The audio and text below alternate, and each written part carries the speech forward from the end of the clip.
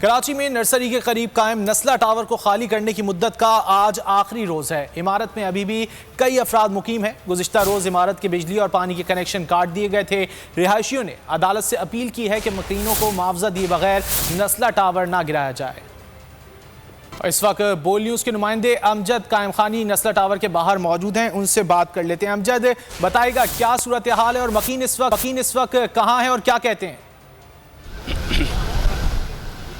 देखिए रजी, जो नस्ला टावर का मसला है वो अब तक बरकरार है। हुकूमत की जानिब से जो ज़िले इंतज़ामिया है और कमिश्नर कराची है उनकी जानिब से जो इक़दाम किए गए उनमें बिजली पानी गैस के कनेक्शन जो है उनको मुनक़ता किया गया है। और उसके बाद जो है अब कुछ फैमिलीज़ यहाँ से जो किराए पर आबाद थी, जो किराएदार थे, वो यहाँ से चंद फैमिलियाँ जिनकी तादाद 5 से ज़ायद नहीं है वो छोड़ कर जा चुकी हैं, जबकि ज़्यादातर जो मकीन हैं, जो यहाँ मुकीम हैं लोग, वो अपने घरों में मौजूद हैं। यहीं हमारे आसपास नस्ला टावर के करीब मौजूद हैं, घरों के अंदर भी मौजूद हैं। कुछ बाहर भी हमारे साथ यहाँ अफराद मौजूद हैं जिनसे हमारी बात हुई।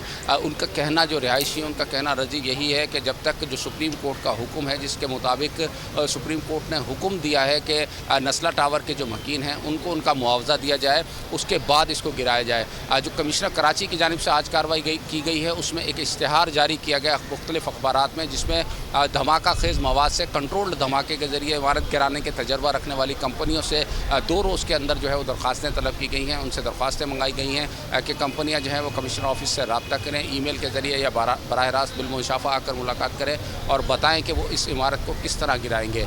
महफूज तरीके से इसको गिराने और इसका मलबा उठाने के लिए साइंसी तरीके इस्तेमाल किए जाने।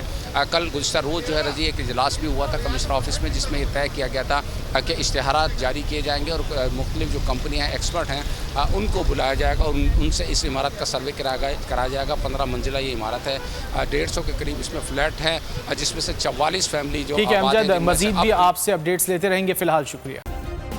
सब्सक्राइब करें और बेल दबाएं ताकि कोई खबर रह न जाए।